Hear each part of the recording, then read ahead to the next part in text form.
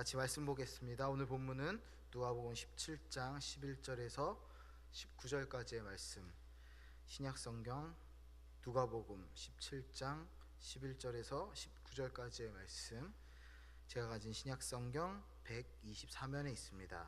누가복음 17장 11절에서 19절까지의 말씀 여러분과 제가 교독하도록 하겠습니다. 11절입니다. 예수께서 예루살렘으로 가실 때 사마리아와 갈릴리 사이로 지나가시다가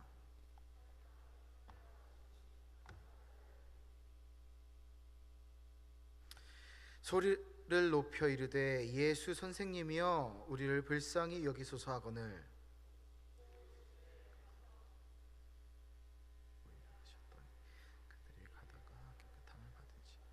그 중에 한 사람이 자기가 나은 것을 보고 큰 소리로 하나님께 영광을 돌리며 돌아와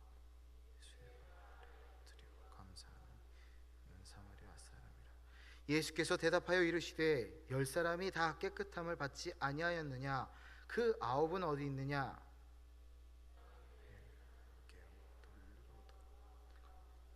다 같이 읽습니다. 그에게 이르시되 일어나 가라, 내 믿음이 너를 구원하였느니라 하시더라. 아멘. 먼저 기도하고 말씀 전하겠습니다. 주님, 조금 부족합니다. 연약합니다. 종의 말이 아닌 하나님의 말씀이 종을 통하여 선포되게 하시고 듣는 사랑하는 청년들의 마음속에 감사와 기쁨이 넘치도록 주님 역사하여 주시옵소서. 아버지 하나님, 우리는 주님의 것입니다. 우리의 평생에 그리스도 예수만을 의지하여 승리케 하옵소서. 온전한 영광의 하나님께 찬양 올립니다. 예수님의 이름으로 기도합니다. 우리 한 번 다시 인사해 볼게요. 감사합니다 하라고 인사해 볼게요. 옆에 계신 분들한테 감사합니다 해볼게요. 감사합니다. 감사합니다. 감사합니다. 네. 지호 감사합니다. 감사합니다. 자, 이유 없이 갑자기 만났는데 감사합니다 하면 어때요? 이유 없이, 감사한 제목 없이 갑자기 누군가 뜬금없이 감사합니다 하면 당황스럽지 않을까요? 네, 당황스러워요. 목회를 하면서 가끔 겪는 일이에요. 사실은 목회를 하다 보면 목사라는 직업이 영적으로 하나님의 말씀을 전하는 직업이다 보니 내가 한 게 아니라 하나님이 하셨는데 그 감사를 제가 받을 때 있어요. 너무 송구하고 하나님께 가끔은 죄스러워요. 어쨌든 세상에서는 만약에 이유 없이 감사합니다 하면 저 사람이 무슨 목적이 있겠구나, 아니면 뭐지? 라고 얘기를 해요. 보통 참 슬픈 일이죠. 이유 없는 감사에 대해서 부정적인 생각을 하게 되는 우리의 모습이. 직장 생활을 하면서 저는 감사하다는 말을 굉장히 많이 썼어요. 물론 이 감사하다는 단어 자체가 일어에서 온 단어래요. 일제시대의 잔재라고 하더라고요. 어찌됐든 감사라는 거는, 우리가 thanks 하는 거, 고마워하는 거는 좋은 거죠. 근데 이 직장 생활에서의 감사는 굉장히 조심스러운 단어라고 합니다. 제가 면접자들, 저는 이제 면접을 많이 하는 직업을 가졌었는데, 면접자들에게 감사합니다라고 얘기하면 면접자들이 아까 우리 얘기한 대로 당황스러워해요. 나는 뽑는 사람이고 저는 뽑는 사람이고 본인은 뽑혀야 되는 사람인데 뽑는 사람이 감사하다고 하니까 당황스러워해요. 대부분 근데 신입사원들은 감사합니다 하면 더 90도로 감사합니다 해요. 저는 그게 너무 좋아요. 함께 감사하는 거. 근데 경력자분들은 모두가 그런 건 아니지만 굉장히 이렇게 자신감이 확 들어가세요.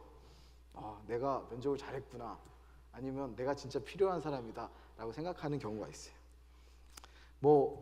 그것도 좋아요.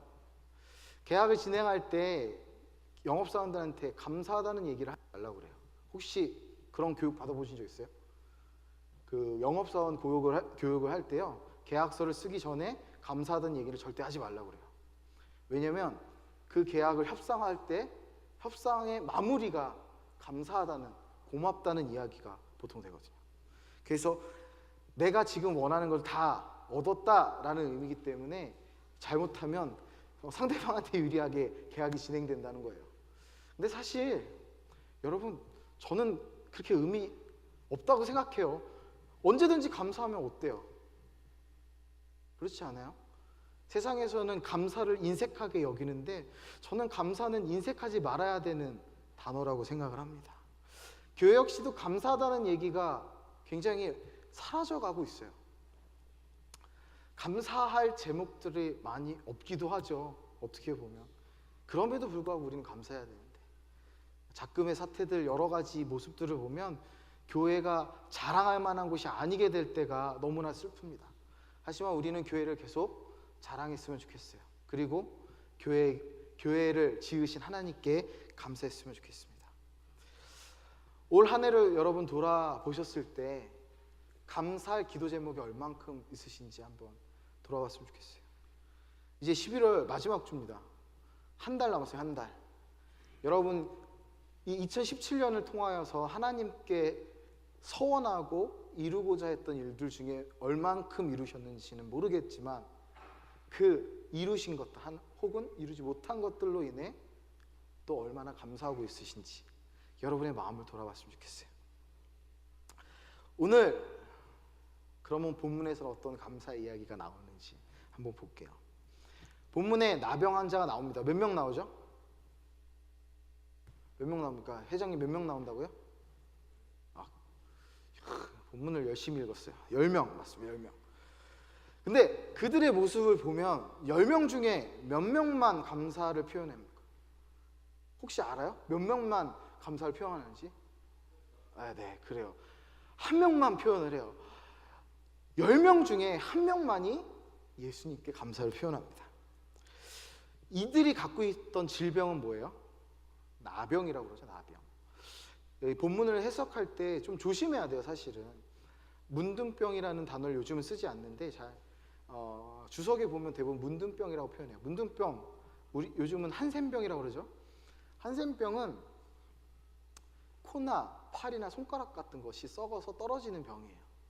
그런데 이 본문의 원어를 해석하면 더럽다라는 의미가 있어요. 이 나병할 때 나자를 굳이 떼서 본다면, 그래서 일반적으로 성경에서 나병이라 하면 되도록이면 대부분의 피부병을 의미한다고 약간 진보적인 신학자들은 얘기해요. 근데 우리는 뭘로 볼까요? 한센병으로 이야기를 할게요. 여러분, 한센병이라는 것은 완치가 잘 되나요? 우리가 알고 있는 선에서는 완치가 거의 불가능합니다. 여러분, 손가락이 떨어졌는데 어떻게 붙어요? 그죠? 콧날이 떨어졌는데 어떻게 붙어요? 썩어서 이미 없어진 것들, 그리고 이 썩는다는 것은 굉장히 보기에 좋지는 않습니다. 우리가 그 모습으로 그 사람을 차별할 건 아니지만 우리의 보기에, 인간적인 눈으로 보기에는 조금 불편한 건 사실이에요. 어쩌면 우리 역시도 나병에 걸려 있을지도 몰라요. 이미 우리의 모습이 지금 겉모습은 멀쩡하고, 저야 뭐 뚱뚱해가지고 보기 좀 그럴 수 있지만 멀쩡하고 그렇다 할지라도 우리 안에 있는, 아니면 내가 표현하는 말이, 행동이 나병과 같을 수도 있습니다. 여러분, 그렇게 생각할 때 하나님이 우리를 용서하셨다는 것은 이루 말할 수 없는 어마어마한 은혜예요.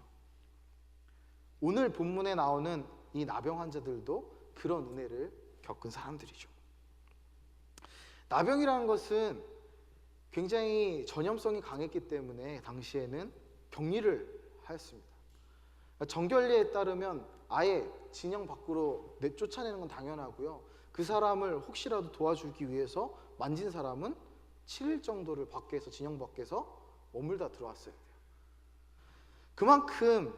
그만큼 엄격하게 관리되는 질병이 나병이었어요. 어쨌든 나병이 걸리면 어떤 인생이 될까요? 당연히 세상이 얘기하는 실패한 인생. 아무것도 할 수 없잖아요. 마을 안에 들어올 수가 없습니다. 장사를 할 수 있나요? 아니면 가족들과 살 수도 없어요. 서로 교제하고 공동체를 이루는 것 자체가 같은 나병을 앓고 있는 사람이 아니면 할 수 없는 것이 당시의 이스라엘의 율법이었어요. 그들은 그래서 그 당시의 사람들이 보기에도, 지금 우리가 보기에도 함부로 말하면 안 되겠지만 현대의 시각으로도 실패한 인생이라고 얘기할 수도 있습니다. 그리고 그 당시 사람들은 확실하게 실패한 인생으로 살았고요. 그런데 신비한 일이 있죠. 오늘 본문에서 예수님은 나병 환자들이 있는 마을로 오세요. 자, 예수님이 사마리아와 갈릴리 사이에 당신께서 편안하게 여정을 가실 수 있는 좋은 길이 있었음에도 불구하고 험준한 산악지대에 있는 나병 환자들이 가까이 있는 마을을 거쳐가세요. 하필이면 이때, 하필이면 나병 환자 10명이 사람들에게 구걸하기에 왔던 그때에 예수님께서 다른 길이 아닌 험준한 산길에 있는 마을로 오십니다. 인간이라면 편안한 길을 택하고 안전한 길을 택할 텐데 예수님은 그 길을 택해 오셨어요. 우리가 상상할 수 없는 놀라운 하나님의 은혜가 여기 있는 거예요.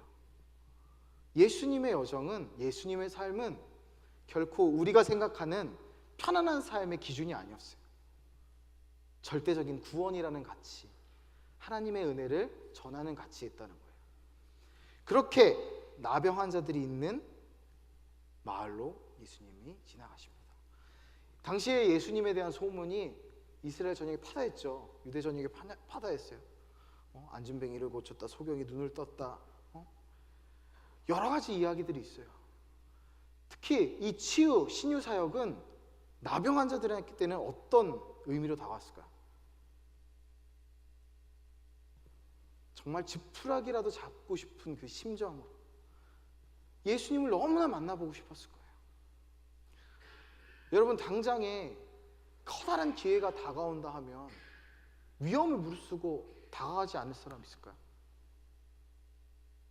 포항에 안타까운 일이 있죠. 지진이 있었을 때 가장 아름다운 모습들이 그 위험한 상황 속에서도 자기가 할 수 있는 최소한, 어떻게 보면 또 최대한의 행동으로 한동대 학생 한 명이 넘어지신 그 미화원 어르신을 보호하는 장면이 나왔어요.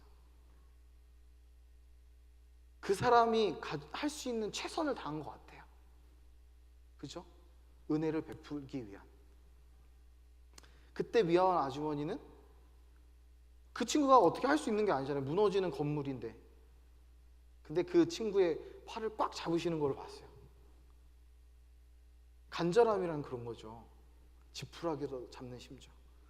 나병 환자들도 아마 예수님을 만났을 때 그렇게 지푸라기라도 잡는 심정으로 그를 찾았을 거예요. 이들은 그 심정으로 예수님을 향해 소리쳐요. 그런데 잘 본문을 보면 그들이 예수님께 다가갔다는 기록은 없습니다. 다가갔다는 기록은 없어요. 왜 그랬을까요? 그 이유는 명확해요. 그들은 사람들의 시선이 두려웠어요. 사람들의 질타가 두려웠어요. 나병이라 하면 아까 얘기했죠.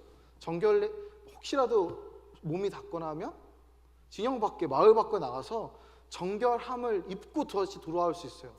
그럼 생계를 유지해야 되는 사람들이 어떻게 했어요? 일주일 동안의 공백. 그것도 자기의 의지가 아니라 그 사람들의 입장에서, 그 당시의 사람들의 입장에서 더럽고 추악한 하나님의 저주를 받은 그 나병 환자들이 자기를 스치고 지나갔기 때문에 그렇다면, 잘못하면 돌에 맞아 죽을 수도 있는 상황입니다. 그래서 이들은 감히 엄두를 내지 못했습니다. 예수님께 다가가는 거죠. 그리고 본문 12절에 보면 멀리 서서 13절에 보면 또 예수님을 향해 소리를 치죠. 예수 선생님이요, 우리를 불쌍히 여기소서. 근데 저는 여기서 너무 신비로운 사실을 발견했어요. 이들이 구하는 게 고쳐주세요가 아니에요. 예수님 나를 고쳐주세요가 아니라 예수 선생님, 저를 불쌍히 여겨주세요. 누가 봐도 불쌍한데, 누가 봐도 나병 환자인데 고쳐달라는 게 아니라 불쌍히 여겨달래요.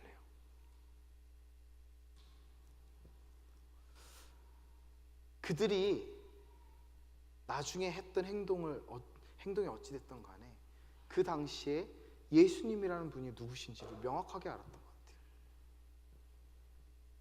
예수님이 불쌍히 여기시기만 하면 구원받을 것이라는 확신. 우리가 신앙생활하면서요, 예수님을 믿는 것은 그 순간입니다. 구원은 손바닥을 뒤집는 거라고 그래요. 그런데 제가 항상 얘기하죠. 성화는 계속해서 일어나야 되는 것. 여기가 이제 첫 번째 구원의 포인트예요. 정확하게는 나음의 포인트죠. 예수님이 그들이 자격이 없고 정말 보잘것없고 정말 사람들의 저주를 받는 그 질병을 가졌음에도 불구하고 자신들을 불쌍히 여기시고 고쳐주실 것이라는 그런 기대감과 그런 작은 믿음으로 외친 거예요.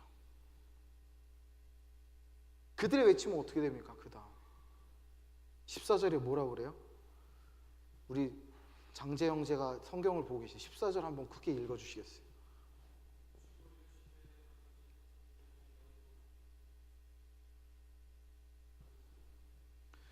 가서 제사장들에게 너희 몸을 보이라. 여러분, 만약에 예수님이 그 자리에서 나음과 어떤 그 보여주시기 위한 그냥 단순한 하나님의 역사만을 하시려면 너희가 깨끗함을 입어라 라고 선포하셨을 거예요. 근데 예수님의 배려가 여기에 나옵니다.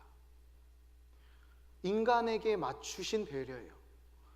만약에 그 당시에 깨끗함을 입는 걸로 이 기사가 끝났으면 그냥 예수님의 아름다운 치유 사역으로 끝났을 거예요. 근데 예수님께서는 가서 네 몸을 제사장에 보이라 하셨어요. 하나님께서 물론 주신 율법에 의한 거지만 당시에 제사장들에게 몸을 보이지 않으면 나음을 인정받을 수 없었거든요. 정결례를 하지 않으면 나음을 인정받을 수 없었습니다. 그래서 너희는 확실히 나을 거야. 그렇기 때문에 제사장에게 확인을 받아. 너희가 나음 받은 것을 확인을 받으라고. 요즘 표현을 할까요? 아픈데 고쳐주세요 라고 하면 그걸로 끝나는 것이 아니라 우리가 병원을 가야 되는 거예요. 하나님께서 베푸신 은혜를 그리고 그 축복들을 누려야 되는 거예요. 제사장의 가라 하심은 하나님께서, 예수님께서 이들이 확실히 나았음을 증명케 하시는 행위입니다. 우리의 삶에서 예수님은 항상 그렇게 인도하세요. 세상 기준으로도 사람들의 시선으로도 우리가 확실하게 고침받고 변화된 것을 나타내기 원하세요. 레위기 14장 보면 이 정결례에 대한 이야기가 나와요. 굉장히 규례가 복잡하고 깁니다. 이것들을 해야지만 이들은 인정받고 가족에게 돌아갈 수 있어요. 만약에 예수님께서 그냥 인간적인 생각으로 제가 생각했을 때 만약에 예수님께서 그 당시에 너희들 여기서 내 말을 들어라, 내 이야기를 들어라 하셨으면 나음을 입고도 불안했을 것 같아요. 그리고 불만이 쌓였을 것 같아요. 근데 참 예수님은 이 나병 환자들의 마음을 명확하게 보셨던 거예요. 어쩌면 그들에게 기대를 하셨을지도 모르죠. 제사장들한테 어서 빨리 가서 가족 품에 돌아갈 수 있도록 정결례를 받으라는 배려였던 거예요. 자, 이 말씀을 듣고 나병 환자들은 어떻게 행동합니까? 그 즉시 누구에게 가요? 제사장에게 가요. 그런데 여러분, 여기서 그들이 한 가장 큰 실수가 뭡니까? 우리 너무나 잘 알고 있죠? 어떤 거예요? 제사장이 그들을 낫게 합니까? 제사장이 그들을 낫게 하냐고요. 낫게 하신 이는 이 하나님, 예수님이시라는 거예요. 근데 이들은 이거를 간과했어요. 영광을 돌릴 대상이 내가 지금 확인받기 이전에 나아가야 할 대상이 누구인지를 잊어버린 거예요. 우리 삶에서 똑같죠. 우리가 은혜를 입었는데, 우리가 하나님께 나음을 받았는데, 고침을 받았는데, 변화를 받았는데 내가 잘난 줄 알아요. 내가 잘해서 그런 줄 알아요. 그리고 우선적으로 감사를 표현해야 되는, 찬양해야 될 대상을 잊어버린 채 행동할 때가 많다는 거예요. 세상의 법도와 과정까지 고려하셔서 기적이라는 이름으로 묻혀버릴 수 있는 내 삶의 과정까지 하나님 배려하시고 이끌어주시는 하나님 특별한 은혜를 잊어버리고, 그 감사를 잊어버리고 나아간 거예요. 여러분, 우리 잊어서는 안 되는 게 있습니다. 우리 삶에서 역사하시는 모든 것은 예수님께로부터 온다는 거예요. 이것이 잘 됐던지 잘 되지 않았던지, 앞으로 다른 은혜가 있든지, 모든 과정에 하나님께서 역사하시고 하나님께서 함께 하시기에 우리는 가장 우선적으로 하나님께, 예수님께 감사해야 합니다. 10명의 나병 환자 중에 나음을 입지 않은 사람은 단 한 명도 없었어요. 어떻게 예상할 수 있을까요? 만약에 나음을 입지 않았으면 제사장에 갔다가 빠꾸 맞아서 돌아왔을 거예요. 그런데 10명 중에 단 한 명을 제외하면 9명 다 오지 않습니다. 왜? 나았으니까 오지 않아요. 이제 그들은 유대인의 사회 속에 속해서 살아갈 수 있어요. 직업을 갖고, 가족을 갖고, 아니면 가족을 되찾고 살아갈 수 있습니다. 무엇도 그들이 두려워할 이유, 어려워할 이유가 없어진 거예요. 건강한 모습으로 본인이 꿈꾸는 모든 것들을 할 수 있어요. 그 나병 환자 10명이 동일하게 예수님께 그 은혜를 입었습니다. 그런데 그들 모두가 그리스도 예수께 오지 않았죠. 단 한 사람만 왔어요. 근데 이 사람이 정말 특이한 거예요. 다른 사람들은 제사장에게 속히 자신의 모습을 보여주어서 빨리 정결례를 거치고 돌아갈 생각밖에 없어요. 남은 복잡한 절차가 시급했던 거예요. 내가 할 일이 너무 많았던 거예요. 그러나 유대인들과 다른 이방인 하나가 예수님께 옵니다. 예수님께 옵니다. 사마리아 사람이었어요. 사마리아 사람들은 당시 유대 율법과 법도에 의하면 천한 백성이에요. 천한 백성. 핍박받는 백성이에요. 저주받은 백성이에요. 상종도 하지 않았어요. 어쩌면 이 사마리아 사람은 유대 율법을 잘 몰랐을 수도 있어요. 사마리아 사람이었기 때문에. 그러나 그런 것을 떠나서 그가 예수님께 나와왔던 사실, 이것이 중요합니다. 우리가 아무리 하나님의 일을 잘한다고 이야기할지라도, 성경을 잘 안다고 이야기할지라도, 내가 신앙의 생활을 오래 했다고 할지라도 그것이 소용이 없다는 거예요. 중요한 것은 내가 지금 누구에게 감사하고 있느냐, 누구에게 이 나음의 초점이 맞춰져 있느냐가 중요한 거예요. 사마리아 사람은 그저 내가 나음을 입은 것, 그리고 그 입게 하신 이가 예수님이라는 사실이 중요했습니다. 그리고 그것이 감사했다는 거예요. 예수님이 가서 내 몸을 제사장에게 보이라 하신 말씀보다 예수님께 감사하는 것이 진정한 자신의 치료자가 누구인지를 확실히 알았습니다. 본문 16절에 사마리아 사람의 모습이 나요. 뭐라고 해요? 어떻게 행동하죠? 예수의 발 아래 엎드려 뭐 한다고 그래요? 감사하니 라고 얘기해요. 예수님의 발 앞에 엎드려 감사하니, 그의 삶의 태도가 보이는 거예요. 그는 얼만큼 감사했어요? 엎드려 절하며 엎드려 가장 낮은 자세로 그 감사와 감격을 표현합니다.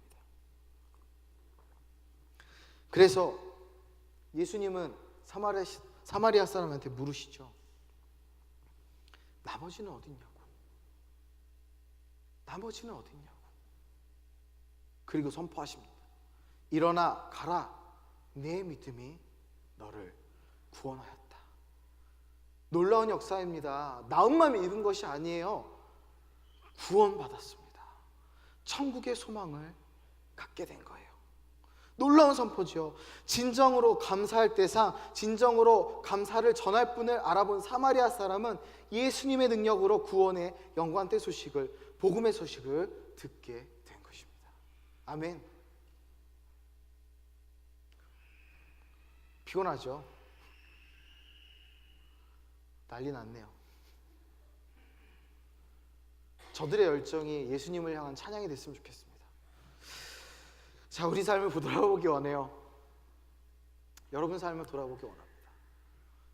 여러분은 9명의 유대 율법을 잘 알았던 그들인지, 아니면 유대 율법을 잘 몰라도 아직 그저 교회의 뭐 교리나 법칙 이런 거가 아직은 잘 몰라도 예수님이 좋아서 예수님께 감사해서 감사할 대상이 누군지 명확하게 안 사마리아 사람인지 여러분을 돌아보기 원합니다.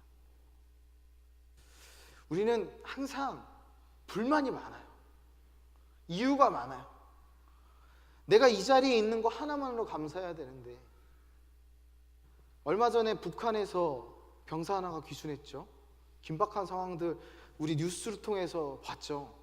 자동차가 막 미친 듯이 달려와서 집차가 또랑에 빠지고 그것을 빠져나와서 막 달려오고 뒤에서 조준사격하는 북한 병사의 모습들이 보이고, 5군데인가 총상을 입고 겨우 구출을 받아서 또 이 치료 과정에서 논란이 있었지만 어쨌든 살았습니다.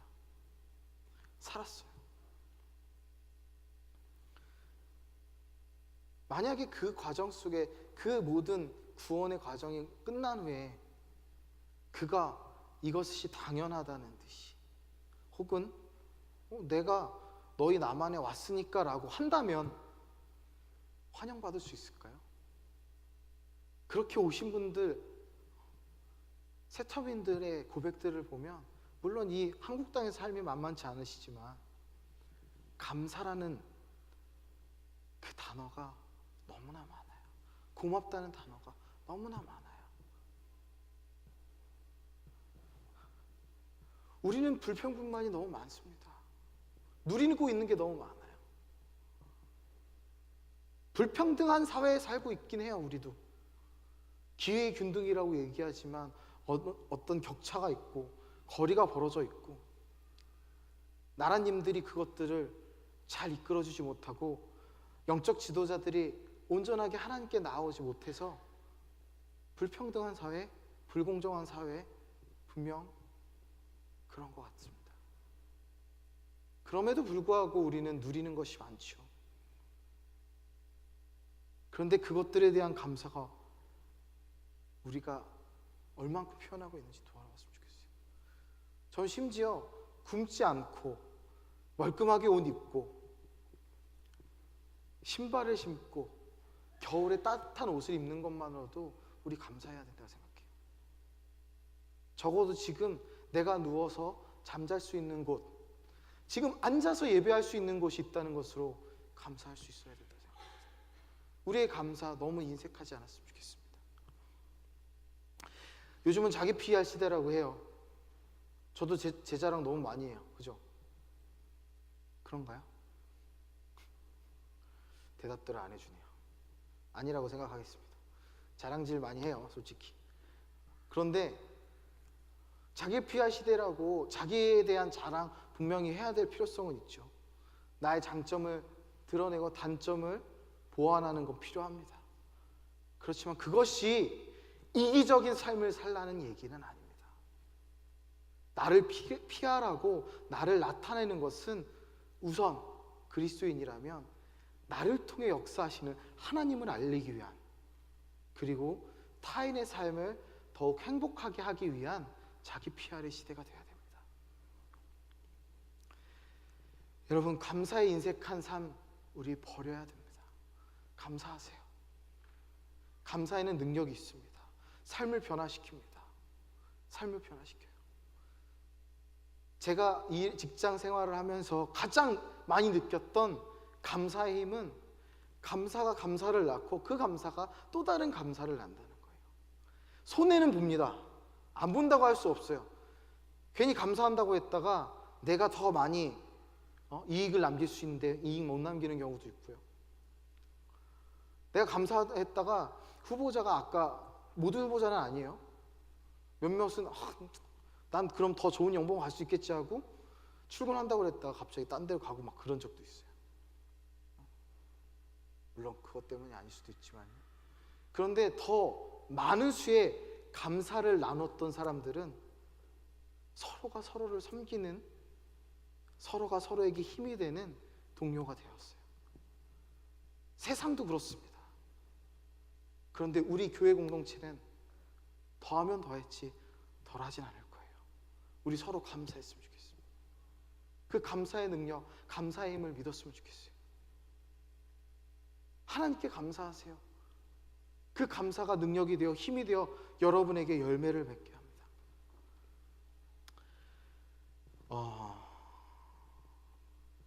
어제 행복나눔 초대를 하면서 여러분 보신 분들도 있고 못 오신 분도 계시겠지만, 여러 가지 그 상황 속에서 사실은 감사보다 불평이 참 많았어요, 저는. 그런데 마치면서 진행하면서 회개를 많이 했어요. 그리고 우리 오늘 담임 목사님도 말씀 중에 나누셨지만 손양원 목사님 이야기를 하셨어요. 저도 사실 어제 그 행사 준비 때문에 말씀을 미리 준비해서 먼저 준비했거든요. 손양원 목사님 이야기를 할까 말까 고민하다가 그냥 하려고요. 손양원 목사님 여러분 아시죠? 모르시는 분 계세요? 아주 쉽게 얘기하면 애양원이라는 그 한센병 환자들을 돌보는 공동체를 운영하셨고 여러 교회를 개척하신 정말 존경받는 목사님이에요.